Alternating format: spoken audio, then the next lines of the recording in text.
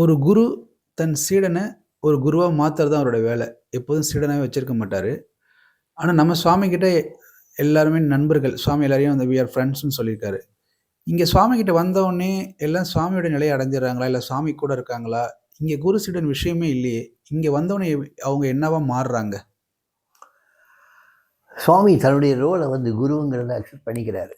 யோகி ராம் சுரத்குமாரா ஜெயகுரு ஜெயகுரு ஜெயகுரு ராயான்னு சொல்லும்போதே தன்னுடைய ரோல் வந்து ஒரு குருவுடைய ரோல்னு சொல்லிடுறாரு. அந்த குரு பக்தர்களுக்கு உபதேசம் பண்ணும்போது பக்தர்கள் வந்து ஒரு நாள் வந்து சிஷியர்னோ இல்லாட்டா பக்தன்னோ சொல்கிறது இல்லை. ஈக்குவலாக சொல்கிறதுக்கு ஃப்ரெண்டுங்கிற ஒரு வார்த்தை தான் இருக்குது. நான் அந்த பக்தருங்கிற வார்த்தையை யூஸ் பண்ணுறேன். ஆனால் அந்த ஃப்ரெண்டுன்னு தான் சுவாமி யூஸ் பண்ணுவார். ஏன்னா சுவாமி வந்து எல்லா இடத்துலையும் வந்து அவருடைய அந்த பரபிரம்ம ஸ்வரூபத்தை தான் பார்க்கக்கூடியவர். அவரே தான் பார்க்குறாரு. அவரே பரபிரம்ம ஸ்வரூபம். தன்னைத்தான் எல்லா இடத்துலையும் பார்க்குறார்.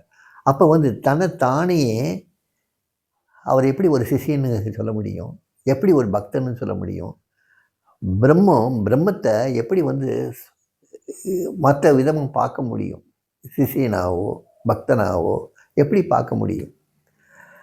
சுவாமி பார்த்த பக்தர்கள் எல்லாருடைய வாழ்க்கையும் சுவாமி மேலே முழு இன்வால்மெண்ட்டோடு இருந்து அவரோட இருந்து பார்த்து பேசி பழகி, இல்லை சாமி சரீரத்தை விட்டதுக்கப்புறமும் சுவாமி நாமத்து மேலேயும் சாமி மேலேயும் அப்பேற்பட்ட உன்னதமான நம்பிக்கை வச்சு வாழ்ந்துட்டுருக்கவங்களுடைய வாழ்க்கை பூரா பார்த்திங்கன்னா வித்தியாசமான வாழ்க்கையாக இருக்கும். ஒரு தேவைகள் அதிகம் இல்லாத ஒரு வாழ்க்கையாக இருக்கும். ஆசைகள் அதிகம் இல்லாத ஒரு வாழ்க்கையாக இருக்கும். ஆனந்தம் மிகுந்த ஒரு வாழ்க்கையாக இருக்கும். அமைதி மிகுந்த வாழ்க்கையாக இருக்கும். அத்தியாவசியமான பொருட்களை தவிர்த்து வேறு எதையும் நாடாத ஒரு வாழ்க்கையாக இருக்கும். யார் முன்னாலேயும் தன்னை பிரபலியப்படுத்திக்கணுங்கிற மாதிரி வாழக்கூட வாழ்க்கையை அவங்க வாழ விரும்ப மாட்டாங்க. அவங்களுடைய வாழ்க்கையை மாறி இருக்கும். அவங்கள அறியாமையே மாறி இருக்கும். அவங்கள அறியாமையே மாறி இருக்கும். சுவாமிகிட்ட வந்தவங்க யாருமே வெறுங்கையோடு போனதே கிடையாது. ஆனால் அவங்க தான் வெறுங்கையோடு போகிறாங்களா இல்லையா, ஏதாவது கொண்டு போகிறாங்களாங்கிறது அவங்களுக்கே தெரியாது. ஆனால் நிறைய கொண்டு போயிருக்காங்க.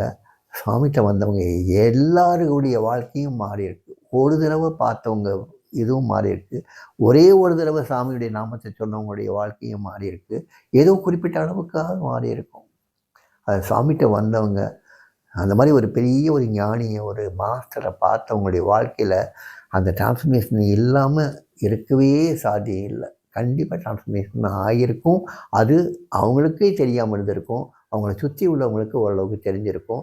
நிறைய மாறுதல்கள் ஏற்பட்டிருக்கு. மாறுதல்கள் ஏற்படலைன்னா அவங்க வந்து ஏதோ கோயிலுக்கு போகிற மாதிரி, எங்கேயோ ஒரு கண்காட்சிக்கு போயிட்டு வர மாதிரி, ஒரு எக்ஸிபிஷன் எங்கேயோ போயிட்டு வர மாதிரி சாமியை பார்த்துட்டு போயிருப்பாங்களே தவிர்த்து சாமியை ஒரு ஜீவனாக, ஒரு மாஸ்டராக, ஒரு குருவாக பார்த்துருக்க மாட்டாங்க. அவங்களுடைய வாழ்க்கையில் மாறுதல் ஏற்பட்டிருக்காது. ஆனால் மாறுதல் ஏற்பட்டிருக்குதுன்னா சாமியை அவங்க குருவாக பார்த்தது, ஞானியாக பார்த்தது, மாஸ்டராக பார்த்ததுனால அவங்க வாழ்க்கையில் மாற்றம் கண்டிப்பாக ஏற்பட்டிருந்ததை அவங்க உணராட்டாலும் கூட ஏற்பட்டிருந்தது.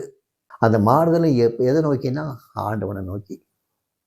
அந்த மாதிரி ஒரு பக்தர்களால தான் இந்த உலகம் சுபிட்சமாக இருக்கும். இந்த உலகம் சுபிட்சமாக இருக்கிறதுக்கு காரணமே அந்த மாதிரி மாறுதல் அடைந்த பக்தர்களால் தான். சுவாமி அந்த வேலையை தான் கடைசி வரைக்கும் செஞ்சிட்ருக்கார். இப்போ வரைக்கும் செஞ்சிட்ருக்கார்.